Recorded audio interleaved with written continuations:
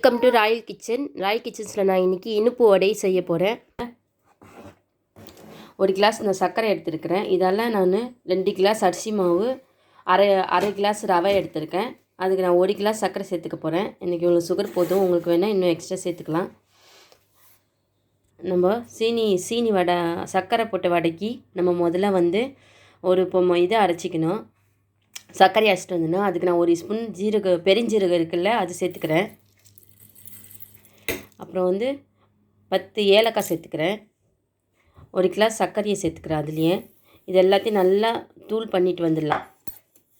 சர்க்கரையை நல்லா தூள் பண்ணிட்டு வந்துட்டேன். சர்க்கரை, பெருஞ்சீரகம், ஏலக்காய் போட்டு இதில் நான் 3 முட்டையை உடச்சி ஊற்ற போகிறேன். நம்ம பார்த்து தான் செய்யணும். சர்க்கரையும் அதிகமாகக்கூடாது, முட்டையும் அதிகமாகிடக்கூடாது. கரெக்டாக அளவுக்கு எடுத்து செஞ்சுக்கணும். கொஞ்சமாக உப்பு சேர்த்துக்கலாம், அப்போ தான் நம்ம இனிப்பு எடுத்து கொடுக்கும். அப்புறம் சோடா உப்பு ஒரு அரை ஸ்பூனு சோடா உப்பு சேர்த்துக்கிறேன். சேர்த்து நல்லா கலக்கிக்குவோம், மிஸ் ஆகட்டும்.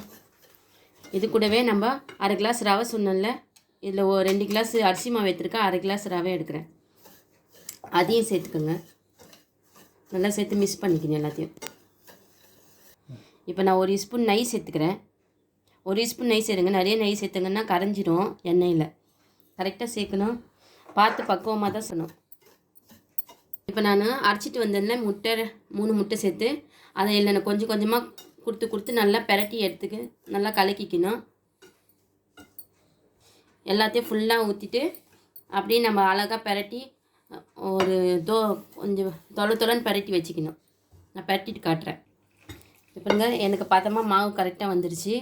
இந்த மாதிரி பதமாக இருக்கணும், அப்போ தான் நம்ம வடை போட முடியும். கரெக்டாக எடுத்து சேவ் பண்ணி அதுக்கு கரையாமல் கரெக்டாக வரும்.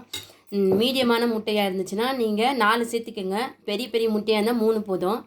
அது நீங்கள் உங்கள் மாவுக்கு பார்த்து பக்குவமாக சேர்த்துக்கணும். நான் இதில் 1 ஸ்பூன் பன்னீரும் சேர்த்துக்கிட்டேன். அப்போ தான் கவுச்சி அடிக்காமல் அந்த முட்டை வடை வராமல் சூப்பராக வாசனையாக இருக்கும். அதனால் இந்த மாதிரி ஈஸியாக சட்டுன்னு பிள்ளைங்களுக்கு ஸ்நாக்ஸாக செஞ்சு டீ டைமில் கொடுத்தாங்கன்னா சூப்பராக இருக்கும். இந்த மாதிரி நீங்களும் ட்ரை பண்ணி பாருங்கள். நம்ம 2 ஹவர்ஸ் இதை ஊற வைக்கலாம். ஃபஸ்ட்டு சீனி வடை மாவு ரெடி ஆகிடுச்சு. நான் எடுத்து செய்ய போகிறேன். இப்படி ஒரு உண்டை எடுத்து அது இந்த மாதிரி நல்லா தண்ணி கையில் தொட்டுக்கோங்க, ஈஸியாக இருக்கும். இந்த பண்ணி உண்டை பிடிச்சி கட்டான சின்ன சைஸாக எடுத்து இப்படி தண்ணி வச்சுக்கிட்டுங்க. நல்லா புஷ் பண்ணி மெலிசா நல்லா நான் ஒரு ரவுண்ட் ஷேப்பாக பண்ணிட்டேன். உங்களுக்கு எந்த ஷேப் வேணுமோ, எவ்வளோ பீஸ் வேணுமோ பண்ணிவிட்டு நல்லா இந்த மாதிரி சென்டரில் வடை போடுற மாதிரியே சென்டரில் ரவுண்ட் போட்டுக்கோங்க. அப்புறமா ஸ்லோவாக எடுத்து எண்ணெயில் போடுங்க. அதுவாக எலும்பி மேலே வரும். நான் நெக்ஸ்ட்டு ஒன்று எடுத்து செய்கிறேன். திட்டமான சைஸ் எடுத்துக்கோங்க. தண்ணி தொட்டுக்கோங்க கையில். இந்த மாதிரி நல்லா அழுத்தமான பேப்பராக எடுத்துக்கோங்க. எண்ணெய் பேப்பர் அந்த மாதிரி எடுத்துக்கிட்டால் ஈஸியாக இருக்கும். உங்களுக்கு தேவையான ஷேப்பு பண்ணிக்கோங்க வட்டமாக. இந்த மாதிரி கலர் சேஞ்ச் ஆகிடும். அப்போது மேலே எலும்பி வரும். அதுக்கப்புறம் தான் நீங்கள் திருப்பி போடணும். திருப்பி போட்டிங்கன்னா இந்த மாதிரி நல்லா புசுன்னு நல்லா சூப்பராக இருக்கும். இந்த மாதிரி சீனி வடை சட்டின்னு செஞ்சாலும் அழகாக வரும். உங்களுக்கு இது தண்ணியாக ஆகிடுச்சி, மறுபடியும் இந்த மாதிரி எடுத்து பேப்பர்லேருந்து திருப்பி எண்ணெயில் போட்டுருங்க. இந்தமாதிரி 1 by 1 போட்டுக்கிட்டே இருந்தீங்கன்னா சரியாக இருக்கும். ஒரு இதுக்கு 3 தடவை போட்டால் போதும். இந்தமாதிரி கலர் சேஞ்ச் ஆகிடும். இந்தமாதிரி கலர் சேஞ்ச் ஆகணும்னு எடுத்துருங்க. நல்லா சூப்பராக புஷ்ஷுன்னு பாருங்கள் எப்படி இருக்குன்னு. நல்லா அருமையாக இருக்கும். ஆறிச்சுன்னா நல்லா மொறுன்னு ஆகிடும். சூட்டில் கொஞ்சம் பொசுன்னு இருக்கும். அப்போ நல்லா கரெக்டான பதத்தில் அருமையாக இருக்கும். இது உங்களுக்கு ரொம்ப தண்ணி ஆகிடுச்சி, சுடுனது ஃபீலாக இருக்குது, இல்லை எண்ணெய் உரியுதுன்னு நினச்சிங்கன்னா கொஞ்சம் அரிசி மாவு போட்டு பிசைஞ்சு செஞ்சிங்கன்னா ஒன்றுமே ஆகாது, சூப்பராக வரும். சட்டுன்னு செஞ்சு எடுத்துடலாம். பாருங்கள் சீனி வடை எவ்வளோ அருமையாக நல்லா உப்பெல்லாம் வந்திருக்கு பாருங்கள். நல்லா இது இன்றைக்கி சாப்பிட்டா இருக்கும், நாளைக்கு நல்லா மொறுன்னு இருக்கும். இதை நீங்களும் ட்ரை பண்ணி பாருங்கள், நல்லா டேஸ்டியாக இருக்கும். சட்டுன்னு செஞ்சிடலாம். ஒரு நாள் ஃபுல்லாக ஊற வச்சு கஷ்டப்பட்டு வச்சுக்கிட்டு இருக்குன்னு அந்த அவசியமே இல்லை.